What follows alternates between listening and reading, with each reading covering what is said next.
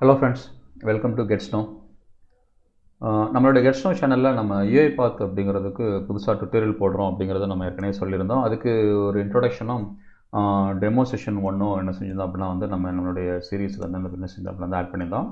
இப்போது demo session 2 இப்போ add பண்ண போகிறோம். இப்போ இந்த டெமோ செஷன் 2 இப்போ நம்ம பார்க்க போகிறது ஜஸ்ட் ஒரு வெப் அப்ளிகேஷன் யூஸ் பண்ணி எப்படி டேட்டாவை எடுக்கிறது அப்படிங்கிறது தான் பார்க்க போகிறோம். இப்போ ரொம்ப சிம்பிள் தான். இப்போ நம்ம இந்த பார்க்குறோம், இந்த வெப் அப்ளிகேஷன் இருக்குது. இந்த வெப் அப்ளிகேஷன்லேருந்து என்ன பண்ண போகிறோம் அப்படின்னு கேட்டிங்கன்னா சம் கலெக்ஷன் ஆஃப் டேட்டாஸ் அப்படிங்கிறது என்ன செய்ய போகிறோம் அப்படின்னா எடுக்க போகிறோம். இப்போ ஃபார் எக்ஸாம்பிள் இப்போ பேக்பேக்ஸ் எல்லாமே இருக்குது. இந்த பேக்பேக்ஸோடைய ப்ரைஸஸ் அண்ட் நேம்ஸ் இந்த டீட்டெயில்ஸை நம்ம என்ன செய்கிறோம் அப்படின்னு கேட்டிங்கன்னா கலெக்ஷன் எடுக்க போகிறோம். இது பிஸ்னஸாக பார்க்கும்போது என்ன செய்யும் அப்படின்னு கேட்டிங்கன்னா இந்த மாதிரி இருக்கக்கூடிய இ-காமர்ஸ் அப்ளிகேஷன்ஸ்லேருந்து மல்டிபிள் அப்ளிகேஷன்ஸ்லேருந்து டேட்டாஸை எடுத்து அந்த டேட்டாஸ் எல்லாம் என்ன செய்யலாம் அப்படின்னு கேட்டிங்கன்னா கம்பேர் பண்ணி நம்ம ஒரு டிசிஷன் எடுக்கிறதுக்கு ஈஸியாக இருக்கும். அந்த மாதிரியான பர்பஸுக்கு பொதுவாக என்ன செய்யலாம் அப்படின்னு கேட்டிங்கன்னா இந்த மாதிரியான வெப் அப்ளிகேஷன்ஸோட டேட்டாவை என்ன செய்யும் அப்படிலாம் ஸோ நம்ம கலெக்ட் பண்ணி கம்பேர் பண்ணி பார்க்கலாம். இந்த மாதிரி ஒரு ப்ரௌசர் ஒரு வெப் அப்ளிகேஷன் டேட்டாவை கலெக்ட் பண்ணுறதை என்னென்னு சொல்கிறோம் அப்படின்னு கேட்டிங்கன்னா டேட்டா ஸ்கிராப்பிங் அப்படின்னு சொல்லி சொல்கிறோம். ஸோ அப்போ அந்த மாதிரி டேட்டா ஸ்கிராப்பிங் அப்படிங்கிற கான்செப்ட் UiPath யூஸ் பண்ணி எப்படி இங்கே நம்ம அப்ளை பண்ணுறது. இங்கே எக்ஸாம்பிள் பாருங்கள். இந்த நம்மளோட UiPathல பார்ப்போம். இந்த UiPathல நான் இப்போ இந்த லாஜிக்ஸ்னு சொல்லிட்டு என்ன செய்கிறேன் அப்படின்னு கேட்டிங்கன்னா புதுசாக நம்ம பழசு ஏற்கனவே யூஸ் பண்ணியிருந்தோம். அந்த இது அப்படியே இருக்கட்டும். இதில் இப்போ என்ன பண்ணோன்னா புதுசாக ஒரு சீக்வன்ஸ் நம்ம இங்கே யூஸ் பண்ணுறோம். இந்த சீக்வன்ஸில் என்ன செய்கிறோம் அப்படின்னு கேட்டிங்கன்னா இதில் இதுக்கு நேம் வெப் ஸ்கிராப்பிங் அப்படின்னு பேர் வச்சுக்கலாம். இப்போ ஸோ வெப் ஸ்கிராப்பிங் பண்ணுறது தான் எங்கே பண்ணணும் அப்படின்னு சொல்லி பார்த்திங்க அப்படின்னா இந்த மெனு இருக்கு இல்லையா, இந்த மெனுஸில் ஹோம் டிசைன் டீபக்னு இருக்குல்ல, இதில் ஹோம் அப்படின்னு இருக்குது. நெக்ஸ்ட் பார்த்திங்கன்னா டிசைன் இருக்குது. இந்த டிசைன் அப்படிங்கிற இந்த மெனுவை செலக்ட் பண்ணிங்கன்னா இங்கே நிறையா ஃபீச்சர்ஸ் இருக்குது. அதில் பார்த்திங்கன்னா டேட்டா ஸ்கிராப்பிங் அப்படின்னு இருக்கும். இந்த டேட்டா ஸ்கிராப்பிங் அப்படிங்கிறத கிளிக் பண்ணிங்கன்னா இது நேரம் எங்கே போகும் அப்படின்னு கேட்டிங்கன்னா ஸோ உங்களோட UiPath மினிமைஸ் பண்ணிவிட்டு உங்களோட ஓப்பன் பண்ணியிருக்கிறேன் உங்கள் ப்ரௌசர் எந்த ப்ரௌசரோ அந்த ப்ரௌசர் பேஜுக்கு நேரடியாக போகும். நம்ம இங்கேருந்து என்ன செஞ்சுக்கலாம் அப்படின்னு கேட்டிங்கன்னா நம்ம ஸ்கிராப் பண்ண வேண்டிய ஐட்டம் எதுவோ அந்த எலமெண்ட்ஸ் எல்லாத்தையும் நம்ம என்ன செய்யலாம் அப்படின்னு செலக்ட் பண்ணலாம். இப்போ எலமெண்ட்டை செலக்ட் பண்ணுறதுக்கு இங்கே இருக்கிற ஆப்ஷன்ஸில் நெக்ஸ்ட் அப்படின்னு ஒரு ஆப்ஷன் இருக்குது. இந்த நெக்ஸ்ட்டுங்கிற ஆப்ஷன் இதை கிளிக் பண்ணுறேன். இதை கிளிக் பண்ணிவிட்டு இப்போ நம்ம எந்த ப்ராடக்ட்டோ அந்த ப்ராடக்டோடைய நேம், இப்போ இதெல்லாமே ஆல்மோஸ்ட் இன்டர்னலாக இருக்கிற டேபிள் ஸ்ட்ரக்சர்ஸ் எல்லாமே சேமாக இருக்கும். ஸோ இப்போ நான் என்ன பண்ணுறேன் அப்படின்னா இந்த நேம் அப்படிங்கிறத என்ன செய்யறேன் அப்படின்னா இதை கிளிக் பண்ணுறேன். இதை கிளிக் பண்ணிவிட்டு நெக்ஸ்ட் அப்படிங்கிறது நெக்ஸ்ட் என்ன செய்கிறாங்க அப்படின்னு கேட்டிங்கன்னா ஸோ இது சேம் இதில் என்ன செய்யணும் அப்படின்னா இன்னொரு ஐட்டத்தோட எலமெண்ட்டு என்ன செய்யணும் அப்படின்னா செலக்ட் பண்ணணும். ஸோ இப்போ இந்த இடத்துல செலக்ட் பண்ணி வச்சுருக்கிறேன். இப்போ இந்த இடத்துல இதுக்கு நம்ம நேம் கொடுக்க போகிறோம். ஃபஸ்ட்டு நேம் அப்படிங்கிறது நேமாக இருக்க போது அது URL, அதுக்கான நேமை URLனே கொடுக்க போகிறோம். அதாவது எந்த URLல இந்த டேட்டா இருந்துச்சு அப்படிங்கிற URLையும் சேர்த்து நமக்கு கெட் பண்ணி கொண்டு வரும். அடுத்ததாக நெக்ஸ்ட்னு கிளிக் பண்ணுறேன். இப்படி நெக்ஸ்ட்னு கிளிக் பண்ணும்போது இது இங்கே எனக்கு என்ன கேட்குது அப்படின்னு கேட்டிங்கன்னா ஸோ இந்த இடத்துல நம்ம என்ன செலக்ட் பண்ணியிருந்தோமோ அந்த 2 காலத்தோடைய வேல்யூஸ் எப்படி இருக்கும் அப்படிங்கிற ஸ்ட்ரக்சர் எனக்கு என்ன செய்யுது அப்படின்னு கேட்டிங்கன்னா காட்டுது. இப்போ இதில் எக்ஸ்ட்ராக்ட் கார்லேட்டட் டேட்டான்னு இருக்கும். கார்லேட்டட் டேட்டா அப்படிங்கிறது என்னன்னா ரெஸ்பெக்டிவ் காலம்ஸில் என்ன செய்யலாம் அப்படின்னா வேல்யூஸ் நம்ம டிஸ்பிளே பண்ணுறதுக்கு கொண்டு வரலாம். அந்த மாதிரி இதில் இப்போ இதை நான் எந்த வேல்யூவை கொண்டு வர போகிறேன் அப்படின்னு கேட்டிங்கன்னா ப்ரைஸ் வேல்யூஸ் அதோட ரெஸ்பெக்டிவ் கோரிலேட்டட் காலமாக கொண்டு வர போகிறோம். அதுக்கு நம்ம என்ன பண்ணுறோம் அப்படின்னா எக்ஸ்ட்ராக்ட் கார்லேட்டட் டேட்டா அப்படின்னு இருக்கிறத கிளிக் பண்ணுறோம். ஸோ எங்கே அந்த ப்ரைஸ் டேட்டா இதை கிளிக் பண்ணுறோம். Again next so one more இதை கிளிக் பண்ணுறோம். ஸோ இந்த இடத்துல பார்த்தீங்க அப்படின்னு கேட்டிங்கன்னா இது என்ன வந்துடும் அப்படின்னா நமக்கு ப்ரைஸ். ஸோ போதும், இதுக்கு URL அப்படிங்கிறது என்ன செய்யல தேவையில்லை. இப்போ இந்த இடத்துல நம்ம யூஸ் பண்ணும்போது ஆக்சுவலாக நெக்ஸ்ட் அப்படின்னு கொடுக்குறேன். நெக்ஸ்ட்னு கொடுக்கும்போது பாருங்கள் இங்கே ஃபினிஷ்னு இருக்கும்.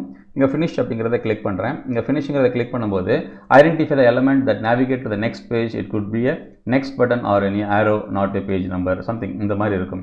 இதில் மல்டிபிள் பேஜஸ் வரலாம் இல்லையா. மல்டிபிள் பேஜஸ் இருக்குன்னா எத்தனை பேஜ் இருக்கோ அவ்வளோ பேஜில் இருந்தும் அந்த கலெக்ஷன் டேட்டாஸ் ஃபுல்லாக நமக்கு என்ன செய்யணும் அப்படின்னா எடுத்துகிட்டு வரணும். அப்படி எடுத்துகிட்டு வரணுமா வேண்டாமா அப்படின்னு கொடுக்க போகிறோம். வேணும் அப்படின்னா நம்ம என்ன செய்ய போகிறோம் அப்படின்னா எஸ்ன்னு கொடுக்க போகிறோம். எஸ்ன்னு சொல்லிட்டு கிளிக் பண்ணிட்டோம்னா இந்த இடத்துல இருக்கிற நம்பரை நம்ம எதுவும் செலக்ட் பண்ணக்கூடாது. ஒன்று ஆரோ மார்க் இருந்தால் ஆரோ மார்க்கை செலக்ட் பண்ணணும், அல்லது நெக்ஸ்ட் பட்டன் இருக்கும். பட்டன் இருந்தால் அந்த பட்டனை செலக்ட் பண்ணணும். இப்போ நான் எஸ்ன்னு கொடுத்துட்டு இங்கே நான் என்ன பண்ணுறேன் அப்படின்னா இந்த ஆரோ மார்க் இருக்குது. இந்த ஆரோ மார்க் நான் என்ன செய்யறேன் அப்படின்னா செலக்ட் பண்ணுறேன். Okay finish. இப்போ அது என்ன பண்ணிடுச்சு அப்படின்னு கேட்டிங்கன்னா எல்லா டேட்டாவும் எனக்கு என்ன செஞ்சிச்சு அப்படின்னா ஸ்கிராப் பண்ணி இங்கே கொண்டு வந்துருச்சு. இங்கே பார்த்தீங்க அப்படின்னா ஸோ வெப் ஸ்கிராப்பிங் இருக்கும். இதுக்குள்ளேயே அந்த டேட்டாஸ் எல்லாமே எனக்கு என்ன இருக்குது அப்படின்னு கேட்டிங்கன்னா அவைலபிளாக இருக்குது. எக்ஸ்ட்ராக்டர் ஸ்ட்ரக்சர் டேட்டா இங்கே டேட்டாலாம் இருக்குது. இந்த இடத்துல பாருங்கள் இங்கே அவுட்புட் அப்படிங்கிறது பாருங்கள் டேட்டா டேபிள் அப்படின்றது. ஆக்சுவலாக இது என்ன பண்ணியிருக்கோம் அப்படின்னு சொல்லி பார்த்தீங்கன்னா, இங்கே இந்த பேஜில் இருந்த டேட்டாஸை ஃபுல்லாக கலெக்ட் பண்ணி இந்த டேட்டா டேபிள் அப்படிங்கிறத என்ன செஞ்சுருக்கோம் அப்படிங்கிறதுனா வந்து எனக்கு அவுட்புட்டாக ஸ்டோர் பண்ணி வச்சிருக்கோம். இதைத்தான் நம்ம என்ன பண்ண போகிறோம்னா ஒரு ரிப்போர்ட் ஃபைலை நம்ம ஜென்ரேட் பண்ண போகிறோம். இப்போ ரிப்போர்ட் ஃபைலுங்கிறது நான் என்ன பண்ண போகிறேன் அப்படிங்கிறதுனா வந்து ஒரு CSV ஃபைலில் ரிப்போர்ட் பண்ண போகிறேன். அப்போ அதுக்கு நான் என்ன யூஸ் பண்ணுறேன் அப்படின்னா வந்து ரைட் CSV அப்படின்னு சொல்லிட்டு ஒரு ஆக்டிவிட்டி இருக்குது. அந்த ஆக்டிவிட்டி இங்கே நான் செலக்ட் பண்ணுறேன். அந்த ஆக்டிவிட்டியை நான் இங்கே கொடுக்குறேன். ஸோ இதில் இங்கே யூஸ் பண்ண போகிறேன். இங்கே யூஸ் பண்ணுறதில் ரைட் டு வாட் ஃபைல், எந்த ஃபைலில் நம்ம ரைட் பண்ண போகிறோம். அப்போ நம்ம பாத் செலக்ட் பண்ணணும். ஸோ இங்கே இதில் நம்ம என்ன யூஸ் பண்ண போகிறோம் அப்படின்னா வந்து சேம் இதே வச்சுக்கலாமே. இதை ரைட் கிளிக் பண்ணி காப்பி as path. ஸோ இந்த பாத்தில் இந்த நேமில் வந்து என்ன செய்யணும் அப்படின்னா வந்து ரைட் பண்ணணும் அப்படின்னு சொல்லி யூஸ் பண்ணியிருக்கேன். இப்போதைக்கு நம்மளோட அண்டர்ஸ்டாண்டிங் காண்டி இதை நான் என்ன பண்ணுறேன் அப்படின்னா வந்து ஜஸ்ட் நேம் சேஞ்ச் பண்ணி வச்சுக்கிறேன். இப்போ இங்கே ஸோ ஈகாலனில் RPங்கிற ஃபோல்டருக்குள்ளே pricelist.csv அப்படிங்கிற நேமில் எனக்கு ஒரு CSV ஃபைல் இருந்தால் அதில் ரைட் பண்ணோம், இல்லைனா புதுசாக க்ரியேட் பண்ணி ரைட் பண்ணோம். எந்த டேட்டாவை இங்கே இந்த இதில் நம்ம பார்த்தா அவுட்புட் டேட்டா டேபிள். ஸோ அப்போ அதை டேட்டா டேபிள்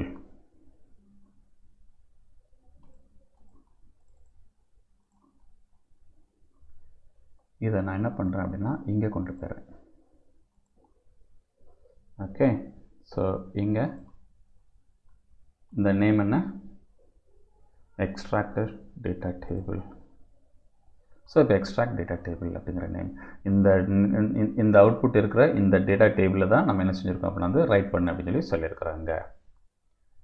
இப்போ ஃப்ளோ சார்ட் இந்த லிங்க் என்ன பண்ணுறேன் அப்படின்னு பார்த்தீங்கன்னா இங்கே மாற்றி கொடுத்துட்றேன். ஸோ இல்லைன்னா இங்கேருந்து புதுசாக இப்படி இதை டெலிட் பண்ணிவிட்டு இப்படி நான் கனெக்ட் பண்ணிடுறேன். ஓகே, ஸோ debug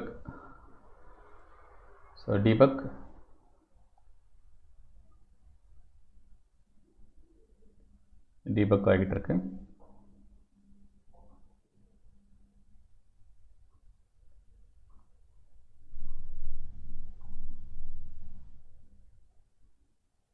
அங்கே ஆக்சுவலாக மல்டிபிள் பேஜஸ் இருந்துச்சு இல்லையா. ஸோ ஒரு பேஜஸாக என்ன செய்யும் அப்படின்னு கேட்டிங்கன்னா வந்து அது கலெக்ட் பண்ணணும், டேட்டாவை கலெக்ட் பண்ணணும்.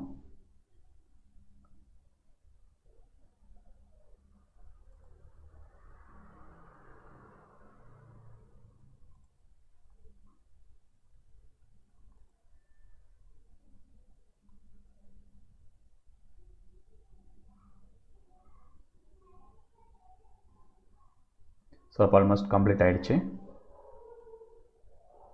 ஓகே, இப்போ எல்லாமே கம்ப்ளீட் ஆகிடுச்சு. இப்போ நம்மளுடைய பாத்தில் போய் பார்க்கலாம். இங்கே பாருங்கள், நம்ம ப்ரைஸ் லிஸ்ட்டுங்கிற பேரில் நமக்கு ஏற்கனவே இல்லாமல் இருந்துச்சு. நம்ம அதை நேமை சேஞ்ச் பண்ணிட்டோம், இல்லாமல் இருந்துச்சு. இப்போ அதை கலெக்ட் பண்ணி கொண்டு வந்திருக்கு. இப்போ அதை ஓப்பன் பண்ணுறேன். இப்போ CSV ஃபைல் வந்து எனக்கு என்ன செஞ்சுருக்கு அப்படின்னா வந்து கிரியேட் ஆகிருக்கு.